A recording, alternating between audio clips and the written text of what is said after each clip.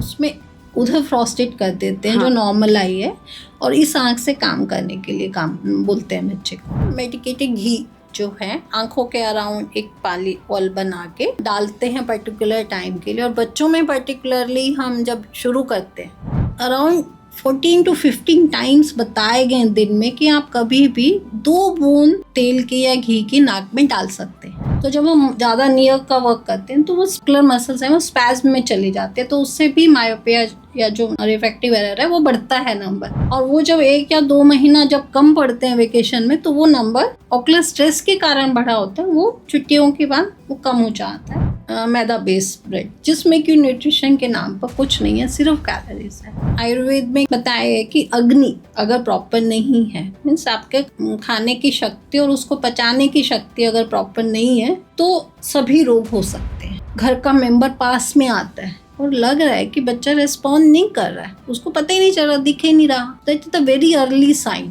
तो बच्चे का उनको अगर टाइम के बाद पता चला तो विजन नहीं आता बाद में। नहीं। और क्या काजल लगाने से एक्चुअली नुकसान होता है बच्चों को, जिस तरीके की बातें करी जा रही है? ये बहुत अच्छा क्वेश्चन है और थोड़ा सा कंट्रोवर्शियल भी बन सकता है। बोले अच्छे से एक्सप्लेन किया है कि ये काजल कैसे लगाया जाए। जैसे एक साइड से लगा के हमने बच्चे का, तब 100% विजन कभी डेवलप नहीं हो पाता। जीवन से भरी तेरी आंखें तेरी आंखों के समंदर में डूब जाए। शायद कवियों और शायरों को पता था कि आंखें कितनी ज्यादा जरूरी हैं। नमस्कार, मैं हूं दीपिका और आप देख रहे हैं जीवन कोश, जहां पर हम बात करेंगे आज आंखों की सेहत की। आयुर्वेद में आंखों को सिर्फ एक ऑर्गन के तौर पर नहीं देखा जाता, बल्कि पूरे शरीर की कंडीशन के तौर पर देखा जाता है। इसके बारे में बात करने के लिए आज हमारे साथ हैं प्रोफेसर डॉक्टर मंजुषा राजगोपाला, HOD शालाक्य तंत्र, all India institute of Ayurveda new Delhi, dean faculty of Ayurveda and यूनानी मेडिसिन। आज बात करेंगे इनसे कि आखिरकार आयुर्वेद में आंखों को किस तरह से देखा जाता है और किस तरह उनका ख्याल रखा जाता है। मैम, सबसे पहले तो मैं यही जानना चाहती हूँ कि आयुर्वेद जब आंखों के ट्रीटमेंट की बात करता है, आंखों को देखता है, तो आंखों की बीमारी आयुर्वेद सिर्फ आंखों तक ही सीमित सोचता है, या फिर आंखों की बीमारी उसके हमारे लिवर से, हमारी गट हेल्थ से, हमारी माइंड से भी कनेक्टेड होती है? नहीं, आयुर्वेद में सिर्फ आंखों का नहीं, किसी भी रोग का जो चिकित्सा की जाती कभी भी सिर्फ आइसोलेशन में नहीं की जाती। जो आयुर्वेद की अप्रोच है वो होलिस्टिक रहती है, हम किसी ऑर्गन को लेके नहीं करते। आंखों के जो रोगों की चिकित्सा भी जो बताई गई है उसमें इंटरनल मेडिसिन के साथ साथ बहुत सारे लोकल ट्रीटमेंट प्रोसीजर्स बताए गए हैं, तो इसलिए आइसोलेशन में तो कुछ भी नहीं किया जाता। और इसके साथ साथ खान पान पे भी बहुत ध्यान रखा जाता है। हम लोग ये एडवाइस करते हैं हर पेशेंट को कि एक सपोज कंजक्टिवाइटिस ही हुआ है, अगर हमें वो पित्त प्रधान लगता है तो हम उसको बोलते हैं कि वो पित्त को बढ़ाने वाली वैसी चीज़ें नहीं खाएगा। और मेन कारण जो है अभिशन बोलते हैं आयुर्वेद में हम कंजक्टिवाइटिस को, जनरली आसान उसमें समझने के लिए।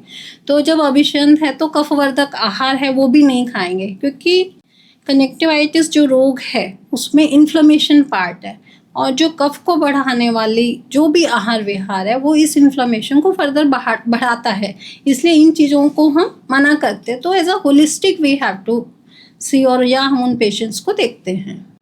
तो आजकल देखा जाता है कि ज़्यादातर आंखों की बीमारियां जो हैं पहले एक उम्र के बाद आती थी, राइट, बड़े लोगों को होती थी।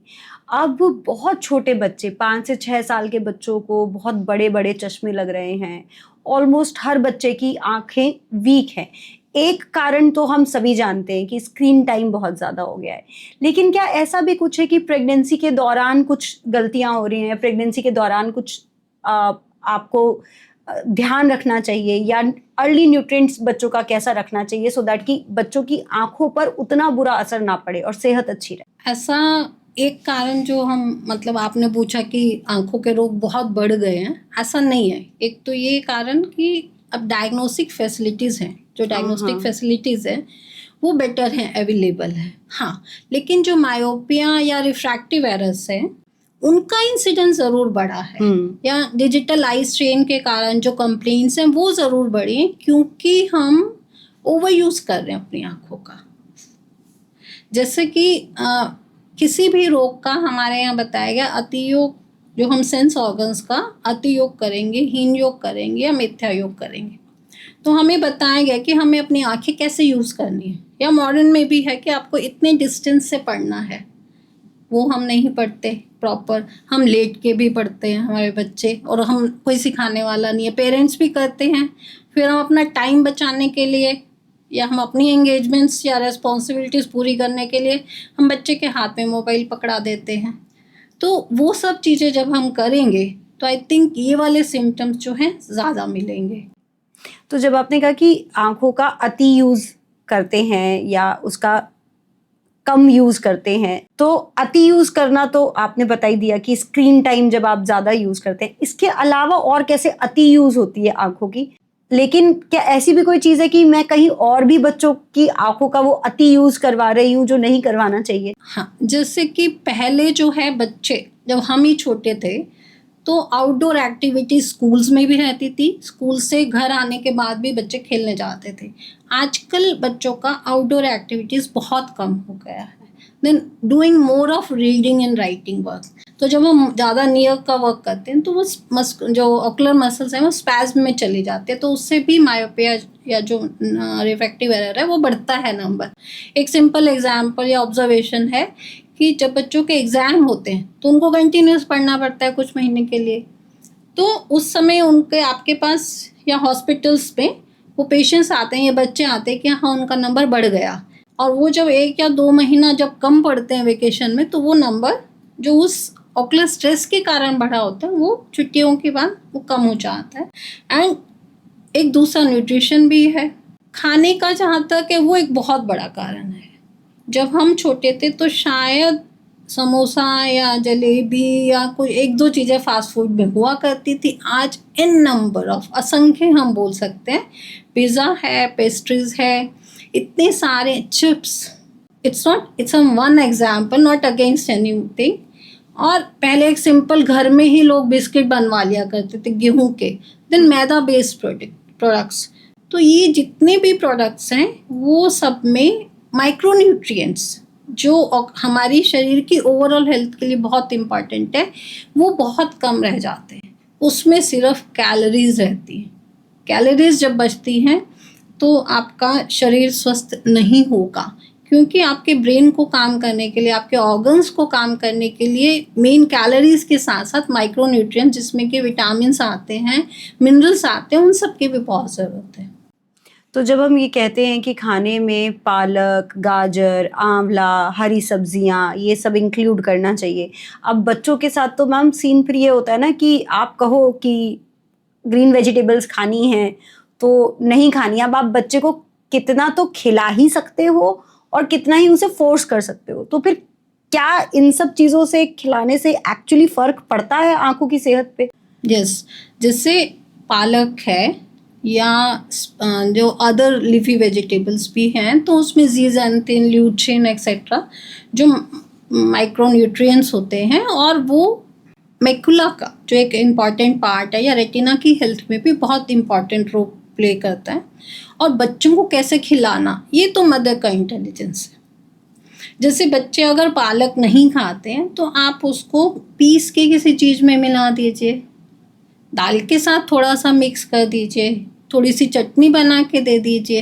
Means you have to change the taste. आज ज़्यादातर मदर्स क्या देती हैं, अनलेस अंटिल आई नो कुछ स्कूलों में ऐसा है कि कंपलसरी है कि दिस इज़ द मेनू और ये आपको बच्चे को भेजना, नहीं तो हम इजी वाला ब्रेड, और इंडिया में जो ब्रेड है वो मैदा बेस्ड है। If you go to foreign countries वहाँ पे आपको व्हीट पेस्ट अच्छे ब्रेड मिल जाते हैं, बट इंडिया में तो है, अब आने लगा whole wheat bread and all, but still maximum people जो है वो यूज़ करते हैं मैदा बेस्ड ब्रेड, जिसमें कि न्यूट्रिशन के नाम पर कुछ नहीं है, सिर्फ कैलोरीज है। और मतलब हमें मॉडिफाई करना होगा जो हमारे पुराने नाश्ते हैं ना, पराठा, नॉर्थ इंडिया में क्या पराठे ही खाए जाते थे गेहूं के, अब हम सब दूसरी चीज़ें खाने लगे। सपोज आपने वीट ब्रेड लिया या पराठा लिया तो आप 1 या 2 एग, जो लोग नॉन वेज खाते हैं या एग खाते हैं, उसका आप एक रेगुलर उस पर या ऑल्टरनेट डे पे दें तो डेफिनेटली बच्चे को न्यूट्रिशन मिलेगा। दूसरे विटामिन ए के रहने वाले जो पपैया है, मैंगो है, ऐसे वाले फ्रूट, यस, अलग अलग चीज़ें से, पहले छुंदा, आंवला, आंवले का मुरब्बा आजकल कितने बच्चों को पता है? हमारे Point. टाइम में तो बहुत कॉमनली यूज होता था। That was a very good recipe for the health of eye. हम तो ऐसे ही ऐसे डब्बे में से निकाल निकाल के, खाते क्योंकि थे। टॉफी नहीं थी, चॉकलेट नहीं था, तो इसलिए बस, डब्बे में से आज मुरब्बा निकाल के कितने खाते बच्चों थे। ने वो आंवले का मुरब्बा खाया होगा? राइट। हमने तो बचपन में बहुत खाया, इवन फॉर डाइजेस्टिव प्रॉब्लम। मतलब आयुर्वेद में क्या है बताया है कि अग्नि अगर प्रॉपर नहीं है, मीन्स आपके खाने की शक्ति और उसको पचाने की शक्ति अगर प्रॉपर नहीं है आहार को, तो सभी रोग हो सकते हैं। आपका शरीर का जो अंग वीक है वो उस अंग में जाएगा, वो प्रॉब्लम सेटल हो जाएंगे, दोष एक्यूमुलेट होते हैं by over a period of time, and then वो उस जगह पे जाके अफेक्ट करते हैं बॉडी को, जो बॉडी का अंग वीक है। बच्चों की जब आंखों की बात आती है तो एक तो होता है कि पेरेंट्स को स्कूल वाले बता देते हैं कि भाई बच्चा को नहीं दिख रहा है, तो ऐसे कौन से साइन है जो पेरेंट्स को नहीं नेग्लेक्ट करनी चाहिए या ध्यान रखना चाहिए कि अगर ये दिख रहा है तो फिर आपको डॉक्टर की जरूरत है, आपको दिखानी चाहिए आंखें बच्चे की? एक है कि एक वो डाउट में रहते हैं कि बच्चे की आंख टेढ़ी हो रही है। कई बच्चे तो बहुत कई पेरेंट्स तो बहुत एंग्शियस होते हैं कि मेरे बच्चे की आंख टेढ़ी जा रही है, तो वो लेके आते हैं, टाइम पे चले जाते हैं। बट कई पेरेंट्स क्या होता है, नहीं ऑब्जर्व करते प्रॉपरली, और वो टेढ़ा हो रहा है, स्क्विंट है मान लो, उसको बोलते हैं आम भाषा में। आंख टेढ़ी होना वो बोलेंगे, स्क्विंट जो है मेडिकल टर्म है। तो उसको एक बार जाके दिखा लिया कि वो जो आंख का रोग है, जो स्थिति है, वो सर्जरी से ठीक हो जाएगा या बच्चे के रोग ग्रोथ के साथ ठीक हो जाएगा। एक बार उसका चेकअप कराना बहुत ज़रूरी। दूसरा, अगर कोई घर का मेंबर पास में आता है और लग रहा है कि बच्चा रिस्पॉन्ड नहीं कर रहा है, उसको पता ही नहीं चल रहा, दिख ही नहीं रहा, so that is the very early sign. और कभी कभी एक आंख में ज़्यादा नंबर है, एक में कम है, तो एक साइड से तो सही देखता है, एक से नहीं, ये ज़्यादातर मिस होता है। एक आंख में बहुत ज़्यादा नंबर है और एक बिल्कुल फिर काम नहीं करती। अगर बहुत ज़्यादा डिफरेंस होता है दो आंखों के नंबर में, चश्मे के नंबर में, तो उससे क्या होता है कि एक ही आंख मतलब डोमिनेट करके काम करती है, उसको हम डोमिनेटिंग आई कहते हैं। और जो बहुत कम देख पा रही है वो उसको लेजी आई बोलेंगे, और मेडिकल टर्म में उसको एम्ब्लायपिया बोलते हैं। तो उस वो नहीं पता चलता, बच्चा बड़े होने के बाद ही बहुत बार पता चलता है। फिर प्लस वाला नंबर जिनको होता है हाइपरमेट्रोपे, जिसमें कि नज़दीक का नहीं दिखता बच्चे को, मतलब आई की ग्रोथ जो प्रॉपर नहीं हुई रहती है, वो धीरे धीरे ठीक हो जाता है। लेकिन अगर वो करेक्शन नहीं होता तो वो भी उनकी आंख जो है वो एम्ब्लायपिया जो है उनमें डेवलप हो सकता है। अच्छा मैम, लेजी आई और स्क्विंट, आपने ये दो अलग अलग चीजें हैं, राइट? और आपने बताया कि एक आंख ज्यादा काम करती है, एक आंख कम काम करती है, that is lazy I, right? और स्क्विंट जो टेढ़ा हो हाँ, जाती वो है उसके आंखें। मसल्स का जो डेवलपमेंट है वो प्रॉपर नहीं है, तो ये या इंसर्शन प्रॉपर बाय नहीं है। बर्थ होता है कि अब बाय बर्थ तो बच्चे की आंखें ठीक थी, लेकिन बाय द टाइम उसने लेजी आई और स्क्विंट जो है वो हो गया, ऐसा होता है? या फिर ये बाय बर्थ ही होता है? नहीं, वो तो बाय बर्थ ही होता है। स्क्विंट और लेजी आई दोनों बाय बर्थ होता है? कंजेनाइटल उसमें कंडीशंस में आते हैं। इवन अभी जो आप खान पान की बात कर रहे थे, मतलब गर्भावस्था के दौरान, आयुर्वेद में भी होता है कि अगर मदर बहुत ज़्यादा वात और पित्त को बढ़ाने वाले खान पान को करती है, बच्चे को ये रोग लाइक शुगर आश्रिता, मतलब बच्चा एक तरफ देख रहा है, तो हमने देखा ना तब पिक का आई कैसे होता है, एक तरफ डेविएटेड है क्योंकि उसका फेस ही दूसरी तरह से है। तो इस तरह से कंजेनाइटल कैटरेक्ट वगैरह है, न्यूट्रिशन की डेफिशिएंसी के कारण हो सकता है, या कोई प्रेगनेंसी के दौरान मदर को कोई इन्फेक्शन हुआ तो वो भी आगे बच्चे को ट्रांसफ़र हो सकता है, उसके कारण बच्चे को कभी सही नहीं दिख रहा है। देन ग्लूकोमा तो यस, पेरेंट्स को जल्दी पता चल जाता है अगर आइज प्रोमिनेंट है। ग्लूकोमा इज मोतियाबिंद, काला मोती जो रेटिनोब्लास्टोमा, क्योंकि उसमें क्या है, जनरली आई का जो सेंट्रल पार्ट है वो सफ़ेद दिखाई देता है, तो उसमें ज़्यादातर बच्चों को पता चल जाता है। बट कई बार जो प्री मैच्योर बच्चों में जो पूरा रेटिना का डेवलपमेंट नहीं हुआ रहता, जो पर्दा है आँख का, तो रेटिना ऑफ प्री मैच्योरिटी बोलते हैं उसको। तो उसमें जो है बच्चे का, क्योंकि पर्दे का विकास पूरा नहीं होता, तो बच्चे का, उनको अगर टाइम के बाद पता चला तो विजन नहीं आता बाद में। और दूसरा है रिफ्रैक्टिव एरर, जो मतलब नियर साइटेडनेस या दूर का जब बच्चे को नहीं दिखाई देता, उसका एक साइन ये होता है कि जब बच्चे स्कूल जाते हैं तो वो गलत लिख के आएंगे बोर्ड से, या घर पे जब अगर वो टीवी देख रहे हैं तो उनकी टेंडेंसी ऐसे होती है कि हाँ एकदम पास जाकर टीवी देखें।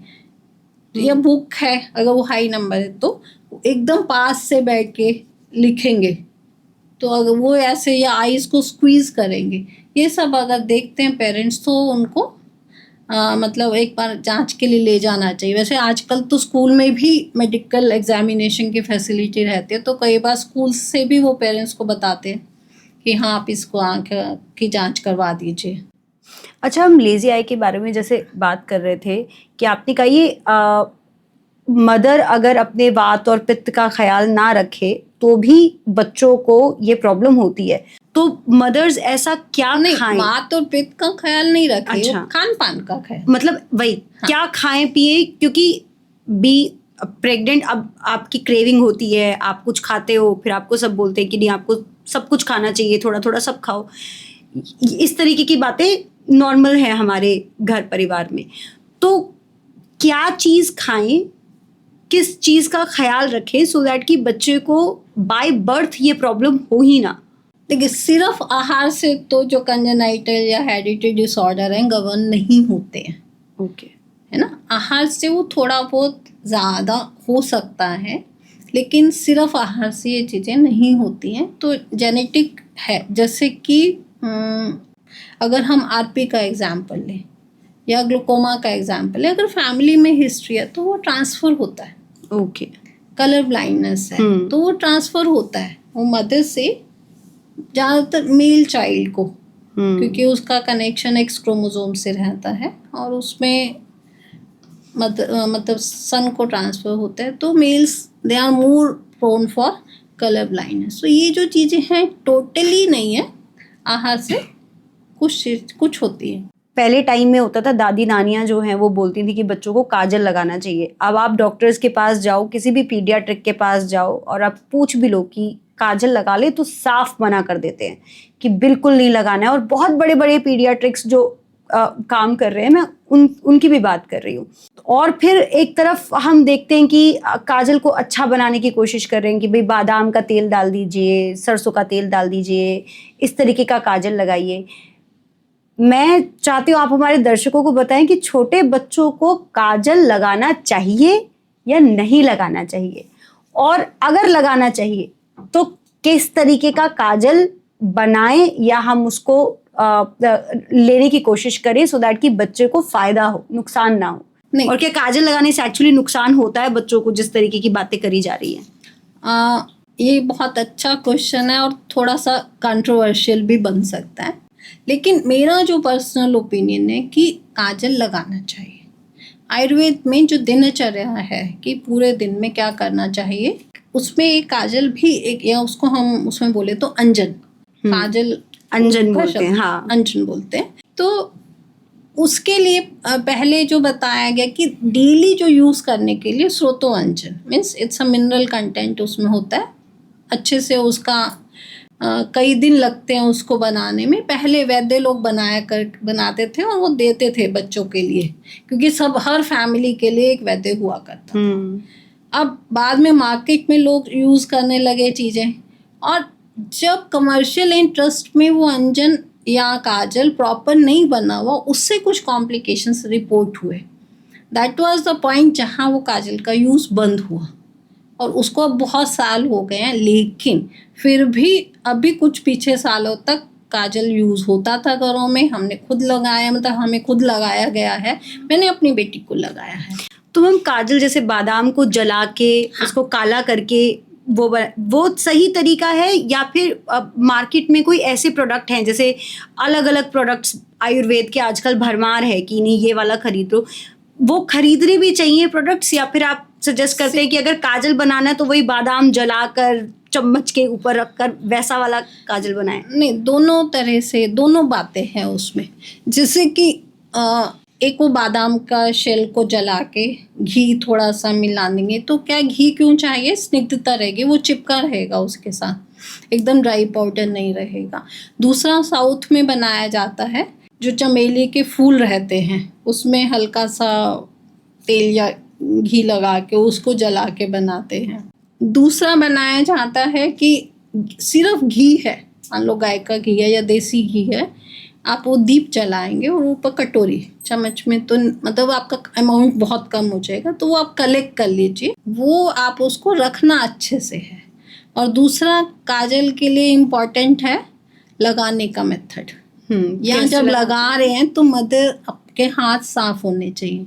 बड़े अच्छे से एक्सप्लेन किया गया है कि ये काजल कैसे लगाया जाए। जैसे एक साइड से लगा के हमने एक उंगली में लगाया, जब बच्चे की दूसरी आंख में मदर लगाएगी तो दूसरी उंगली से। सो एसेप्टिक प्रिकॉशंस का ध्यान उस समय भी रखा जाता था। तो कोई भी जो कहना चाहिए प्रैक्टिस खराब नहीं हो सकती। अगर कमर्शियल इंटरेस्ट के कारण कोई चीज़ मार्केट में गलत आ रही है तो हमें वो ठीक करना चाहिए, ना कि एक अच्छी प्रैक्टिस को बंद कर देना चाहिए। इसके साथ साथ एक दूसरी प्रैक्टिस है, डायरिया होता है बच्चों को, तो आजकल पेडियाट्रिशियन के उसमें कि बच्चे को पानी मत दो, only milk is sufficient. That practice is also not very good to me, है ना। हम उसको एक नेचुरल पानी नहीं पिला रहे। हाँ, ये जो बोलते हैं सोते कि उससे पहले पानी नहीं पिला सकते। हाँ, इतने मतलब महीना 6 या महीने से पहले तो कुछ और देते ही नहीं है। 2 महीना नहीं, 6 महीने या 4 महीने पे तो फ्रूट शुरू हो जाता है। हाँ, फल दे सकते हैं आप बच्चे को 6 महीने के बाद। 6 महीने हाँ। से बिल्कुल। फिर 7-8 मंथ पे अन्नप्राशन, हाँ जो जी। भी एक थोड़े से रीजनल वेरिएशन हमें इंडिया के अलग अलग प्रांतों में मिलते हैं, तो वो तो है। मतलब अगर हम अपनी इंडियन ओल्ड प्रैक्टिसेस को शुरू रखेंगे तो मुझे लगता है we will be more safe और बेटर हेल्थ और मोर हेल्दी।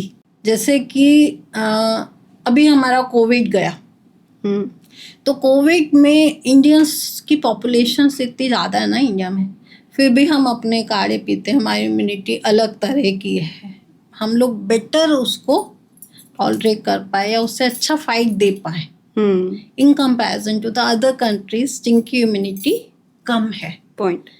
जो काजल लगाते हैं, क्योंकि 2 तरह से लगाया जाता है, एक वर्त्मोप्लेपी में बाहर के पार्ट पे, एक अंदर लगाना। जब अंदर जाता है तो वो हमारे आंसुओं के साथ इंटरैक्ट करता है और कुछ सिक्रीशंस होते हैं, तो कुछ मात्रा में शरीर आँख से जो है मल जो है बाहर निकलता है, क्योंकि दोषों के साथ साथ दूष्य और मल 3 एंटिटी बताई गई हैं आयुर्वेद में।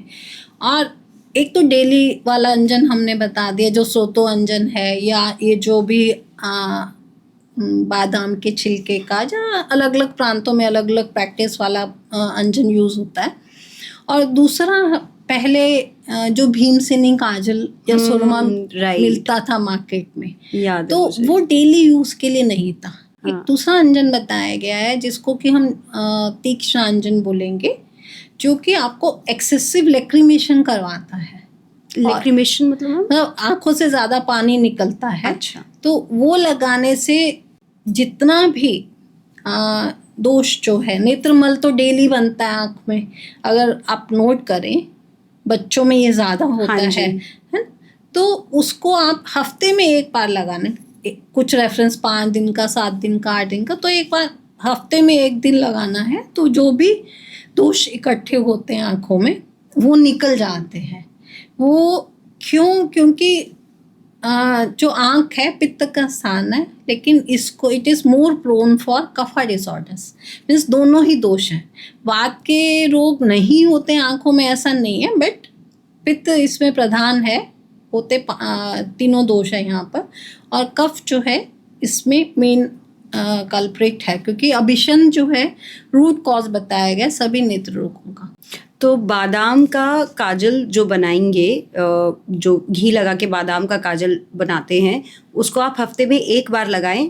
और दूसरा आपने कौन सा काजल बोला? नहीं, लगाने वो के लिए बादाम का काजल नहीं, दूसरा तीक्ष्णांजन, वो तो फिर आपको किसी फार्मेसी का लेना पड़ेगा। जैसे मैंने एक एग्जांपल दिया भीमसेनी काजल, अच्छा, सुरमा, हाँ। जो आता था, क्योंकि वो ज़्यादा तेज होता था, वैसे वाला कुछ जो है वो लेना पड़ेगा। अभी पहले हम वो शायद ना शुरू कर पाए, डेली वाला प्रैक्टिस अगर हम शुरू कर पाए तो मुझे लगता है then we can go for that. तो किसी भी एज में अगर बच्चे को हम काजल लगाना शुरू करते हैं, बादाम का बनाया हुआ या घी का बनाया हुआ, या वो पहले दिवाली के टाइम पे सरसों का तेल का दीवा सरसों वाला जलाकर, जो है ना थोड़ा तीक्ष्ण रहेगा, हाँ। उसको आप एक बार 7 दिन में एक बार लगा सकते हाँ, हैं। और बादाम वाला बना के आप वो डेली वैसे लगा सकते हैं। तो इनसे आँखों की जो गंदगी है वो निकल जाती है और फिर आंखें बेहतर सेहत होती है आंखों की। और किसी भी एज में लगा सकते हैं हम बच्चे को, जैसे बिल्कुल छोटे बच्चे को तो अब आजकल मदर्स को भी डर लगता है कि आंख पे उंगली लगाते हैं, अरे बच्चा रोएगा। बिल्कुल लगा सकते हैं, किसी भी एज में शुरू कर सकते हैं, फायदा ही देगा आपको ये काजल। वही जैसे मैं बनाया प्रॉपर हो और लगाते समय साफ सफाई का ध्यान रखना है। तो मैम और कौन कौन सी डेली प्रैक्टिसेस हैं जिनको हम फॉलो कर सकते हैं बच्चों की आंखों की हेल्थ को सही रखने के लिए? जैसे एक काजल हो गया, और क्या क्या कर सकते हैं बच्चों की आंखों को ठीक रखने के लिए? एक नस्से का नाम तो अभी सबने सुन ही लिया होगा, अणुतेल नस्या, कोरोना के दौरान। थोड़ा समझाइए प्लीज। ये जो नाक में घी या तेल डाला जाता है, ठीक है, अच्छा। उसको नस्से बोलते हैं। और उसके 2 टाइप हैं। एक तो रोग के अनुसार दवाई डाली जाती है, जो भी एक औषध से तेल रहेगा, और दूसरा है एक हेल्दी पर्सन के लिए। अराउंड 14 to 15 टाइम्स बताए गए दिन में कि आप कभी भी 2 बूंद तेल की या घी की नाक में डाल सकते हैं।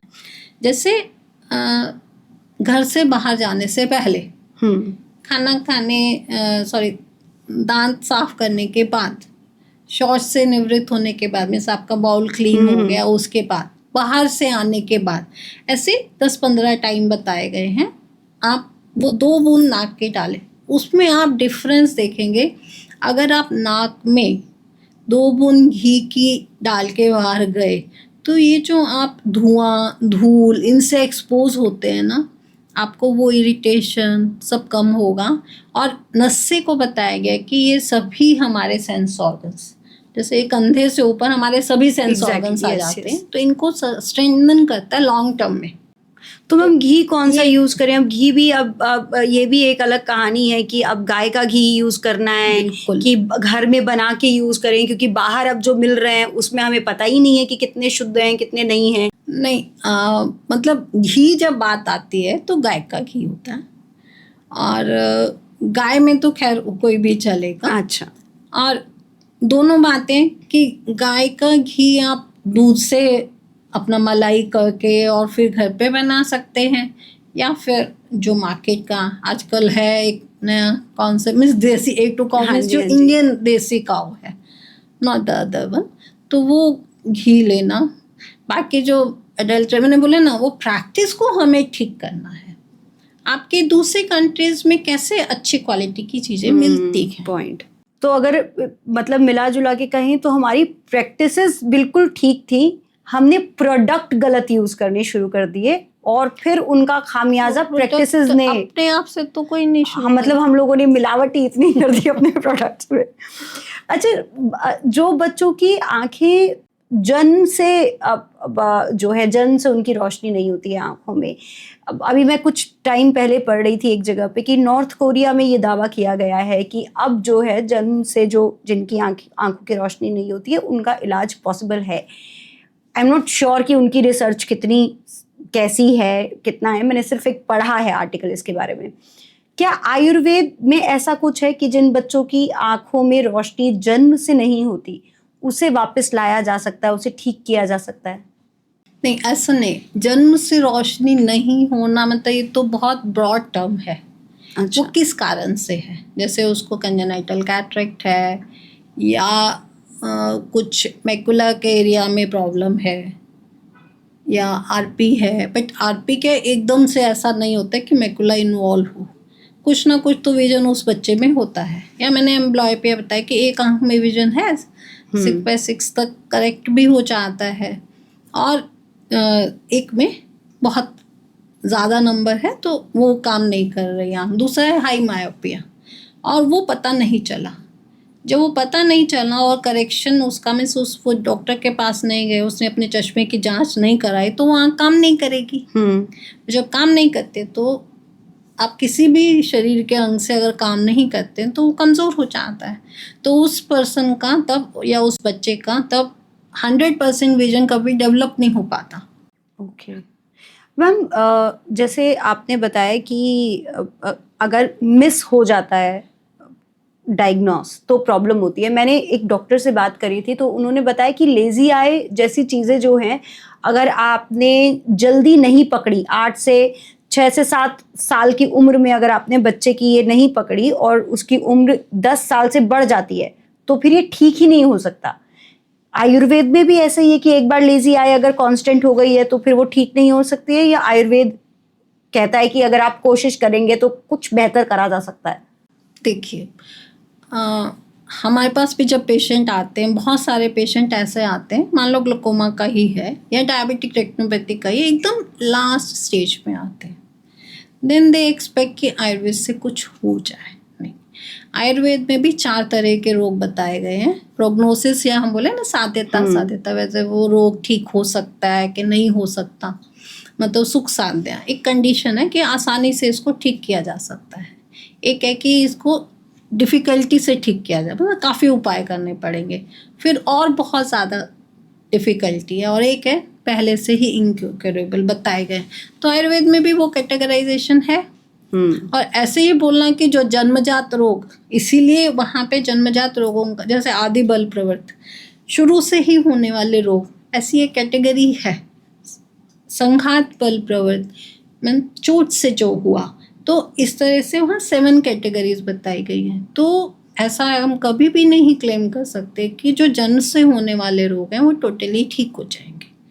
जहाँ तक लेज़ी आई की बात है, वहाँ पर भी वो लोग जो लेज़ी आई को स्टिमुलेट करने के लिए जो घर पे रहता है बच्चा, उसको कवर करके बोलते हैं कि आप इस आँख से काम फ्रॉस्टिंग करवाते हैं, कहते हैं उनको, उसमें उधर फ्रॉस्टेड कर देते हैं। हाँ। जो नॉर्मल आई है, और इस आँख से काम करने के लिए काम बोलते हैं बच्चे को। और चाहे वो खेले, टीवी देखे, जितना भी दिख रहा है उसको। आयुर्वेद के साथ एडवांटेज ये है कि हम कुछ ऐसी दवाइयाँ उनको दे सकते हैं जो इसमें फर्दर ज़्यादा इम्प्रूवमेंट में हमें हेल्प करते हैं। कुछ प्रोसीजर्स है, एक नस से बताया मैंने, एक दूसरा तर्पण है जो कि ऐसे पेशेंट्स में हमें अच्छा रिजल्ट देता है। तर्पण क्या होता है मैम? तर्पण में क्या करते हैं हम, मेडिकेटेड घी जो है आँखों के अराउंड एक पॉलीबॉल बना के डालते हैं पर्टिकुलर टाइम के लिए। और बच्चों में पर्टिकुलरली हम जब शुरू करते हैं, ज़्यादा हम लोग यूज़ करते हैं ये चश्मे के नंबर वाले बच्चों में, तो पहले दिन 5-7 मिनट से शुरू करते हुए उसको 20-25 मिनट तक पढ़ाते हैं। 5 से 7 दिन का एक कोर्स होता है, और फिर उसको गैप करके उसको रिपीटेडली करवाना पड़ता है अगर हम चश्मे के नंबर को बढ़ने को चेक करना। ये यूज़ तो सभी लोग कर रहे हैं, बट लॉन्ग टर्म स्टडीज़ हमारे पास नहीं है, शॉर्ट टर्म हमारे पास पब्लिकेशंस हैं।